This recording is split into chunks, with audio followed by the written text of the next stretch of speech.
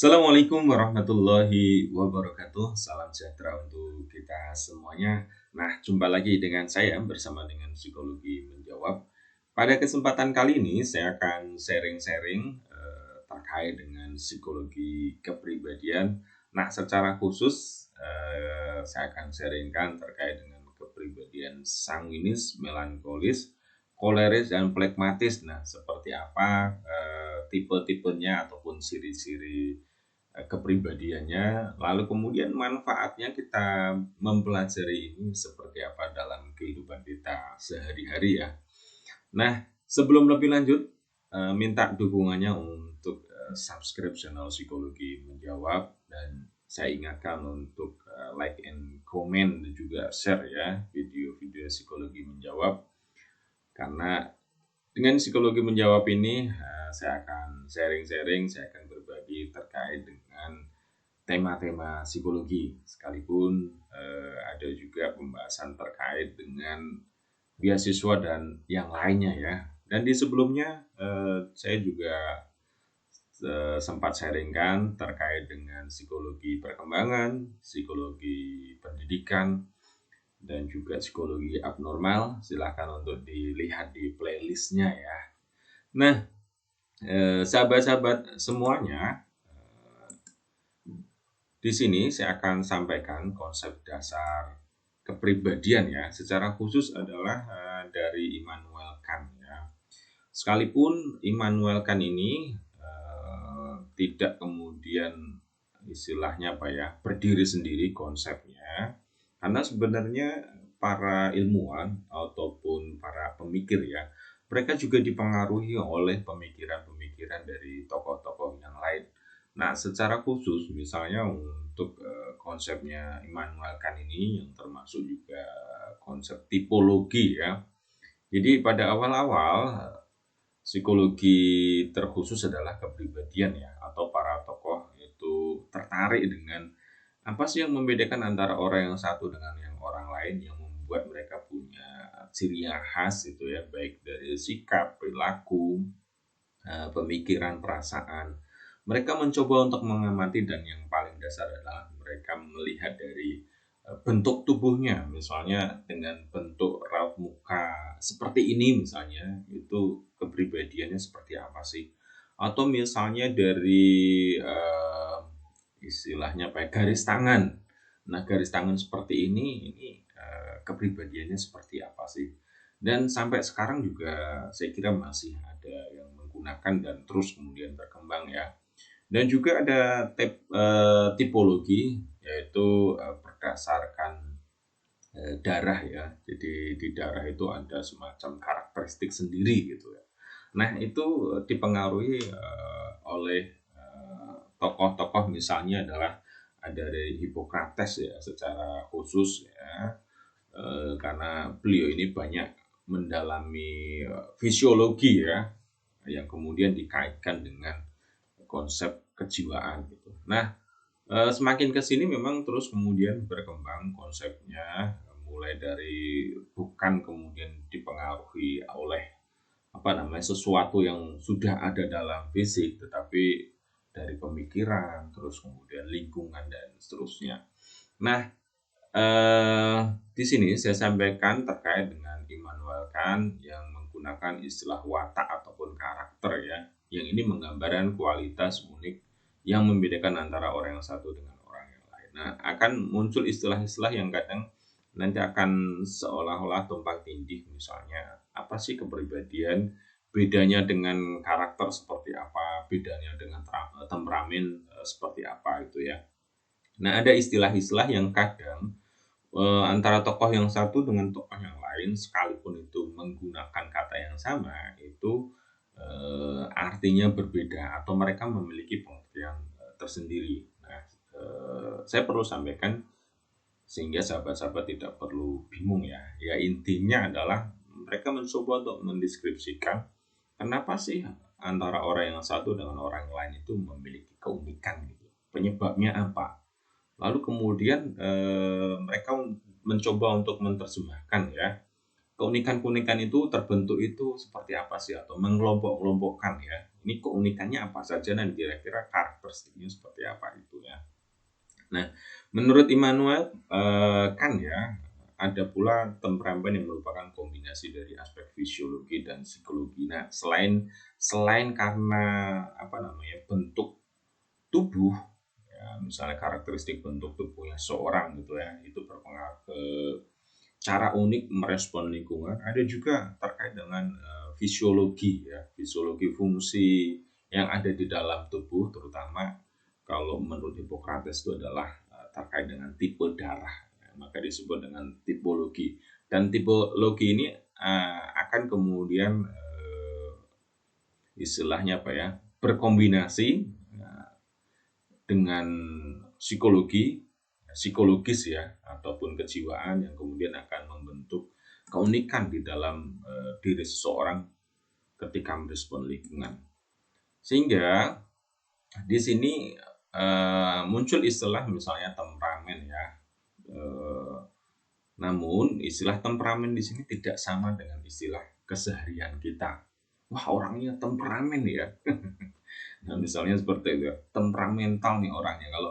Kalau istilah umum yang kita dengar kata temperamen itu kan kalau kita cermati itu lebih merujuk pada istilahnya apa? Emosi yang meledak-ledak ya, atau orang yang kemudian mudah terstimulasi, mudah tersinggung. Nah, itu disebut temperamen. Tetapi kalau di sini temperamen itu adalah kecenderungan psikologis yang terkait dengan komposisi darah. Jadi setiap orang menurut Immanuel Kant yang kemudian juga mendapat pengaruh besar dari Hippocrates ya, itu setiap orang itu punya tipe darah tersendiri ya, dan tipe darah itu yang kemudian menentukan bagaimana sih kecenderungan psikologis seseorang, bagaimana sih orang itu merespon terhadap lingkungan, bagaimana orang bersikap, bagaimana orang berperilaku. Dan tipe darah atau komposisi darah itu akan berkombinasi ya, atau dipengaruhi juga oleh psikologi seseorang yang kemudian disebut temperamen. Itu ada temperamen yang sifatnya perasaan, jadi perasaan itu adalah psikologi seseorang ya, dan juga tipe kegiatan. Jadi kalau tipe perasaan itu ada orang sanguinis ya, terus kemudian melankolis. Nah, kalau temperamen kegiatan itu adalah koleris dan flegmatis. Jadi satunya itu psikologi yang berpengaruh adalah perasaan, satunya lagi adalah kegiatan ya. Nah, nanti kalau kesini nanti akan berkembang ya, terkait dengan konsep misalnya secara kognitif seperti apa, afektif seperti apa, psikomotor seperti apa gitu. Dan perlu saya sampaikan ulang bahwa konsepnya ini banyak dipengaruhi oleh tipologi dari Hippocrates, dan ada banyak tokoh-tokoh bukan hanya Kant ya yang kemudian mengembangkan konsepnya berdasarkan konsep yang dicetuskan oleh Hippocrates. Nah, kita bahas yang pertama itu terkait dengan sanguinis ya. Nah, sanguinis adalah tipe darah ringan. Jadi secara fisik ya, ataupun secara ini itu tipe darahnya adalah tipe darah ringan ya. Tipe darahnya itu adalah tipe darah ringan dan dipengaruhi adalah perasaan ya, betul ya. Nah, mudah menerima kesan tetapi tidak mendalam dan tidak tahan lama. Ini ciri-cirinya.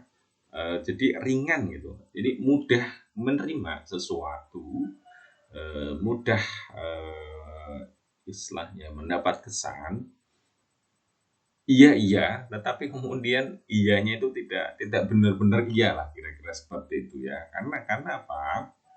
Karena di sini tipenya itu orang itu tidak berpikir secara mendalam, tidak kemudian benar-benar istilahnya apa ya? Kalau membuat keputusan itu benar-benar karena pertimbangan yang jauh, karena panjang. Sehingga di sini kecenderungannya yang tampak adalah orang itu mudah berjanji tetapi jarang menepati. Karena apa? Karena tanpa pikir panjang sebelumnya.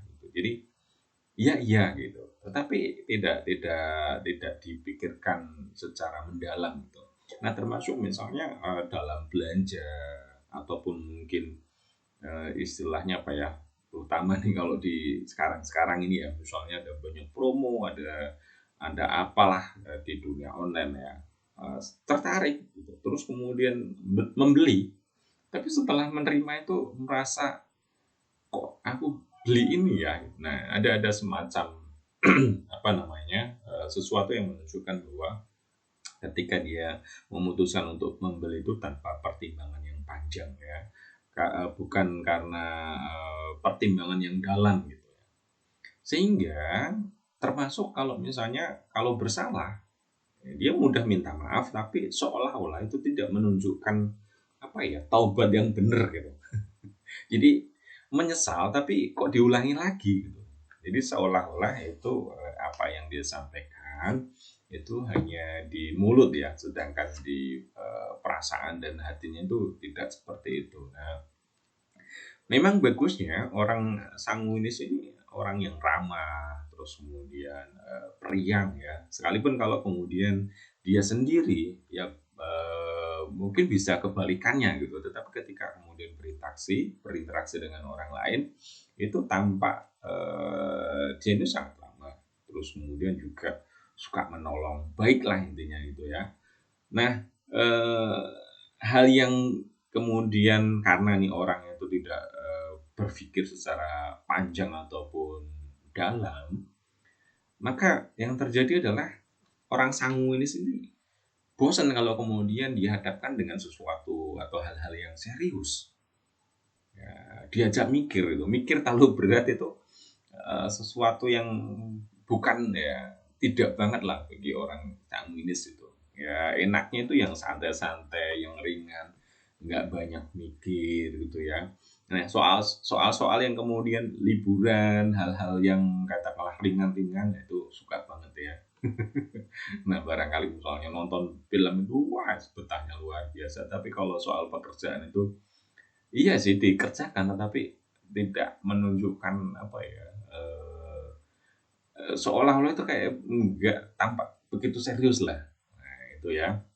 Nah, juga kalau kalau kita cermati ada istilah yang sama yaitu sanguinis tapi dalam konsepnya Hippocrates dan Galenus ya. Kalau orang sanguinis itu adalah mudah berganti haluan dan ramah. Ya, menurut mereka ini konsepnya dari yang lain ya, dari Galenus. Itu kalau orang sanguinis itu ramah ya, betul ya. Terus kemudian mudah berganti haluan. Jadi terkesannya adalah mudah berubah. Karena apa? Karena memang ketika membuat keputusan, langkah-langkah itu tidak difikirkan secara mendalam. Ya, gitu. Jadi orangnya itu ringanan banget lah dan susah atau tidak suka kalau kemudian diajak hal-hal yang berat, mikir berat seperti itu ya. Nah, berikutnya ada melankolis. Nah, melankolis. Nah, melankolis ini kebalikannya tadi ya, kebalikan dari sanguinis ya. Kalau melankolis ini adalah tipe darah berat. Nah, segala hal dianggap penting sehingga menjadikannya itu bimbang. Jadi apa-apa itu dipikirkan itu dalam. Padahal mungkin sifatnya sebenarnya tidak harus dipikir dalam gitu ya. Tapi apa-apa itu dipikirkan, ditimbang-timbang, terus kemudian direnung-renungkan. Sehingga yang terjadi apa? Yang muncul adalah bimbang karena ketika kemudian apa namanya dia harus membuat keputusan ya, kan dianggap semuanya penting gitu loh. Sehingga yang terjadi adalah kebimbangan ya. Nah, kalau hal yang seperti itu kan semuanya jadi tampak sulit gitu ya. Sehingga terkesan ini kalau orang melankolis itu fokusnya itu pada hal-hal yang sulit. Jadi kalau yang lain tuh ngomongnya, ya kita nih, kita kerjakan nih, kita lakukan nih. Nah, dia udah mikirnya tuh nyorotin kendala-kendala yang terjadi itu apa sih gitu kan ya. Nah, buat buat sahabat-sahabat semua sampai di sini termasuk yang mana nih? Yang pertama tadi ya sanguinis atau kemudian melankolis ya. Sehingga karena berpikirnya terlalu dalam, terus peka atau kepekaannya lebih pada persoalan-persoalan atau kesulitan, sehingga di sini tampaknya tuh kurang greget ya, tampaknya kurang greget. Sehingga kalau kemudian diminta untuk bikin komitmen ataupun janji, dia ini seolah-olah itu nggak mau untuk janji gitu. Karena apa? Karena dia seolah-olah menyadari kalau berjanji itu, ya, janji itu berat bagi dia ya. Karena janji itu adalah hal yang penting gitu ya. Sekalipun mungkin orang lain memaafkan, tapi bagi dia janji itu ya sesuatu yang harus dilakukan gitu ya. Terus kemudian untuk membuat janji itu ya harus ditimbang benar-benar gitu. Dan dia sudah kepikiran nih kalau nggak bisa itu seperti apa gitu. Hal-hal yang sulit udah dipikirkan sama sama dia. Sehingga ya kalau diminta untuk janji ya dia tidak apa namanya ya, tidak suka atau cenderung untuk kemudian ya lihat sajalah nanti, nah, seperti itu ya. Sehingga mudah tersentuh perasaan, tidak mudah tersentuh perasaan. Jadi sisi lain dari melankolis ini juga, ini di sisi lainnya ya, kalau soal-soal yang kemudian di perasaan, jadi ada nggak enak, terus kemudian apa ya, melo-melo lah. Nah, bahasa kita itu adalah ada melo-melo ya. Wah, kamu kok jadi orangnya melo. Nah ini melo itu adalah untuk menggambarkan orang yang melankolis ya. Jadi melihat tayangan yang kira-kira sedih, yang kayaknya itu dia mudah untuk tersentuh nih perasaannya. Nah, konsep lain terkait sama melankolis ini kalau menurut Hippocrates dan juga Galinus ya. Jadi orang melankolis itu adalah mudah kecewa, ada juang kecil dan pesimistis. Ya itu kesan yang lain ya. Jadi karena apa? Karena melihatnya itu ke kesulitan-kesulitan, terus kemudian sehingga kesannya itu pesimis ya orangnya ya. Terus kemudian juga mudah kecewa, sehingga di sini wajar kalau kemudian mudah tersentuh. Tapi sisi lain ini juga kita bisa cermati bahwa kepekaan dia terhadap kesulitan, hal antisipatif, pikiran yang kemudian mendalam itu jadi apa namanya? Jadi hal yang penting kalau kemudian di tim, karena dia akan melihat sisi-sisi yang mungkin orang lain, orang sanguinis ya nggak lihat gitu. Sehingga kalau di tim bisa saling melengkapi gitu. Nah, berikutnya ada koleris ya. Nah, koleris itu tipe darah panas. Kalau tadi ada berat ringan, dari ringan kemudian berat. Kalau ini panas dan kemudian dingin ya. Nah, ini kalau kayak gini panas dingin tuh berasa ingat dengan mesin ya. Nah, apa hubungannya nih? Barangkali ada hubungannya juga ya terkait sama mesin nih. Jadi tipe koleris itu adalah tipe darah panas. Jadi cepat panas, cepat terbakarnya semangatnya, tapi cepat juga padamnya. Jadi kalau misalnya misalnya di awal tahun, wah semangat sekali lah bikin ini, bikin itu, bikin ini, bikin itu, wah. Tapi ketika kemudian jalan gitu, terus kemudian ngadepin hambatan-hambatan gitu atau enggak sesuai dengan yang dilakukan atau ada sesuatu yang beda, ya sudah istilahnya itu meleret ya. Jadi semangat di awal, tapi berikut-berikut itu semangat tuh bahkan menurun, bahkan kemudian drastis. Ya tapi untungnya kemudian kalau misalnya dia diberikan semangat ya cepat lagi gitu. Jadi cepat panas tapi juga cepat padam ya, ataupun cepat dinginnya. Nah ini artinya apa? Kalau kita memahami seperti ini kan kita bisa kawal ya. Oh, ini tipenya ini orang koleris nih. Nah, ini semangatnya harus dikawal terus sehingga semangatnya juga konsisten kalau bisa terus naik. Gitu. Termasuk diri sendiri kalau misalnya, wah ini saya tipenya orang koleris. Gimana caranya untuk kemudian saya harus tetap semangat nih? Karena kalau nggak ada cara khususnya, nanti semangat di awal tapi berikut-berikutnya itu jadi nggak semangat gitu. Sehingga dicermati di sini ini menurut orang lain sih tampak kemudian tindakannya cepat tapi tidak konsisten. Ya, cepat untuk kemudian melakukannya di awal, sesegera gitu, menunjukkan semangat. Tapi berikutnya lagi itu sudah penurunan, sehingga kalau grafik itu kan akhirnya tidak konsisten ya. Nanjak terus kemudian datar sampai kemudian turun, akhirnya nggak konsisten. Nah, selalu sibuk tetapi banyak memerintah, sehingga yang terjadi di sini juga kesannya kemudian adalah kalau orang koleris itu menunjukkan semangat, seolah itu ingin menggerakkan orang lain, ayo ayo ayo ayo ayo. Tetapi ketika kemudian orang lain ayo gitu ya, dia sendiri turun. Nah, sehingga di sini kesannya kan seolah-olah itu hanya memerintah, ya. Atau yang lain juga dikesankan orang koleris itu ingin tampak sibuk dan suka dipuji orang lain. Jadi dia menggebu-gebu, dia ingin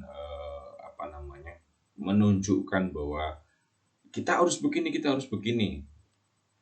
Orang lain melihatnya ya, jadi suka untuk kemudian dipuji ya. Terus kemudian berbuat kebaikan dengan tujuan ingin dapat balasan hal yang sama. Sehingga kemudian yang terjadi, karena dia paham bahwa semangat dia turun, terus akan turun dan kemudian cepat, istilahnya cepat semangat tapi kemudian juga semangatnya itu padam. Maka yang coba untuk dia lakukan adalah dia melakukan kebaikan pada orang lain, dia membantu orang lain, kan menunjukkan semangatnya. Dengan harapan apa? Dengan harapan dia akan bisa menutupi nanti kalau misalnya semangatnya lagi turun. Nah, orang lain juga akan bantu gitu ya, akan bantu dia, atau kemudian dengan membantu itu ya tentu akan dapat semacam pujian ya, ataupun kemudian, dan pujian itu akan jadi penting bagi dia untuk tetap kemudian bersemangat ya. Nah, berpakaian rapi dan menjaga penampilan untuk menaikkan wibawa. Nah, karena dia istilahnya posisinya bukan hanya akhirnya ya bukan semangat untuk diri sendiri, tapi juga dia ada misalnya di tim, dia coba ingin menyemangati orang lain, sehingga dia harus menunjukkan selain kata-katanya juga penampilannya itu mendukung ya. Maka dia coba untuk kemudian menaikkan wibawanya, membuat orang lain juga semangat, itu dengan penampilan yang rapi, yang kemudian keren gitu ya. Nah, kalau menurut Hippocrates dan Galenus ya, ini Galenus ya, salah satu tokoh juga yang banyak dipengaruhi oleh Hippocrates. Kalau menurut dia, orang koleris itu adalah hidupnya bersemangat, ya, hatinya mudah terbakar, daya juang besar, optimistik. Nah, ini kalau orang koleris seperti itu ya. Sekalipun ini ternyata ada semacam istilahnya semangatnya tuh iya di awal gitu, tapi kalau kemudian tidak menjaga, ini lama-lama akan hilang. Nah, buat kita mungkin yang tim kita ada orang koleris, nah ini harus punya mekanisme untuk menjaga semangat ya, termasuk kalau kita sendiri adalah orang koleris, maka harus punya mekanisme untuk kemudian menjaga semangat sehingga tetap produktif ya. Nah, berikutnya adalah plekmatis. Plekmatis ini kebalikannya dari koleris. Ini tipe darah dingin ya, tidak mudah terbakar semangat, tetapi ketika sudah semangat akan bertahan lama. Tidak mudah terpancing emosi, tidak mudah marah, suka untuk merenung, berpikir panjang, cocok kegiatan ilmiah. Nih orang-orang pragmatis ya. Kesannya nih orangnya tuh kalau diajak untuk melakukan sesuatu, dia ini tuh tidak langsung bergerak, tidak langsung iya seperti itu. Karena apa? Karena dia ini tipe ya tidak mudah panas gitu. Tetapi kalau kita bisa mendekati orang yang tipe pragmatis, sekali dia bilang iya, maka dia akan tunjukkan konsistensi melakukannya. Jadi kalau yang sebelumnya itu langsung semangat ya, yang sebelumnya itu langsung kemudian menunjukkan wah gitu. Tetapi kalau orang pragmatis tuh ini orang kok ini sebenarnya orang ini iya apa enggak sih gitu. Jadi tidak kelihatan nih orang mendukung atau enggak. Tetapi sekali kemudian bisa meyakinkan dia untuk melakukan sesuatu, maka dia akan kemudian melakukan terus ya. Kan ada ya teman-teman kita yang seperti itu. Atau mungkin kita ya. Jadi untuk melakukan sesuatu itu kayaknya itu butuh istilahnya ya mood booster. Jadi semacam itu tuh mengumpulkan apa sih gitu yang membuat benar-benar semangat gitu. Jadi untuk memulai ini tantangannya buat orang-orang pragmatis ya. Untuk memulai sesuatu itu tuh bukan hal yang mudah bagi dia ya. Jadi butuh alasan yang kuat, terus kemudian butuh yang kemudian membuat dia benar-benar bisa mengangkat moodnya gitu.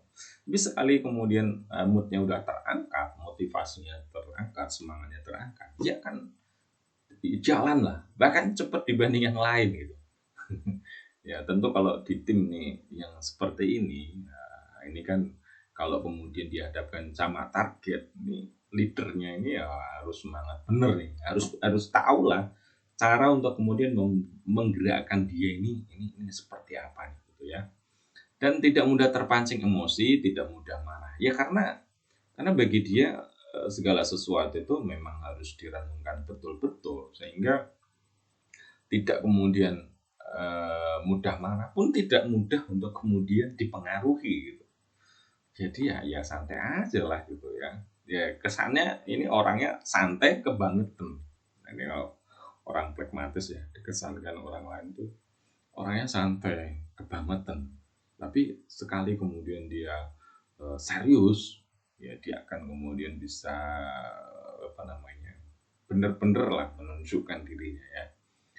Suka merenung, berpikir panjang tentang kegiatan ilmiah sehingga menurut apa namanya ciri-ciri itu sepertinya ini sangat cocok untuk kamu kalau urusan-urusan yang diharuskan berpikir panjang ya, butuh pertimbangan-pertimbangan, terus kemudian analisis dalam gitu ya. Terus urusan kegiatan ilmiah itu tidak melulu kemudian di lab sebenarnya, tapi yang membutuhkan analisis, membutuhkan data-data ya. Nah, kalau menurut Galenus yang dipengaruhi oleh Hippocrates atau Hippocrates Galenus yang disebutnya orang pragmatis itu tak suka buru-buru, ya, tidak mudah dipengaruhi dan kemudian setia. Ini ya karena tidak mudah dipengaruhi, maka yang terjadi adalah setia. Ya memang di awalnya sulit untuk kemudian ditembak kan. Ya, untuk diyakinkan ya, yakinkan raguku. Ya. Tapi ketika kemudian diyakinkan, ya, sekali dia iya gitu. Ya itu dia akan setia pada iyanya itu ya dan dia akan tunjukkan itu.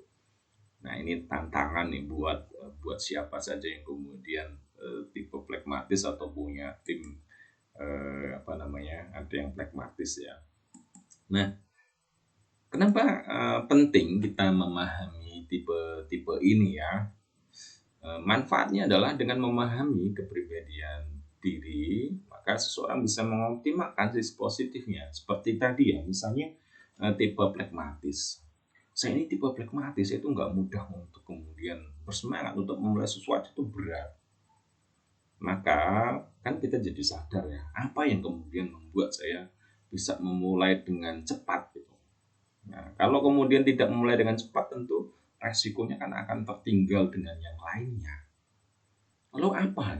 Nah, disitulah kemudian ketika kita berkegiatan, kita mesti punya alasan-alasan ya. Kira-kira alasannya apa sih? Beri alasan nih. Cari data, cari informasi untuk kemudian mendukung ini harus segera dilaksanakan. Ini seberapa penting nih buat saya gitu ya. Nah, kalau kemudian di dalam tim, maka penting memahami kepribadian itu dengan memahami kepribadian orang lain itu akan bisa menempatkan orang pada posisi yang pas. Nah, kita tuh butuh apa sih? Misalnya kita butuh semacam bendahara lah, misalnya ya. Maka yang cocok yang mana gitu? Saya kira orang pragmatis lebih cocok ya dibandingkan dengan orang yang koleris ya, benar ya, atau orang sanguinis. Sehingga di sini kalau pragmatis ya kan tidak, kita butuh orang yang istilahnya apa ya, analisisnya dalam. Terus kemudian ketika mengajukan dana itu tidak langsung di ACC semuanya itu.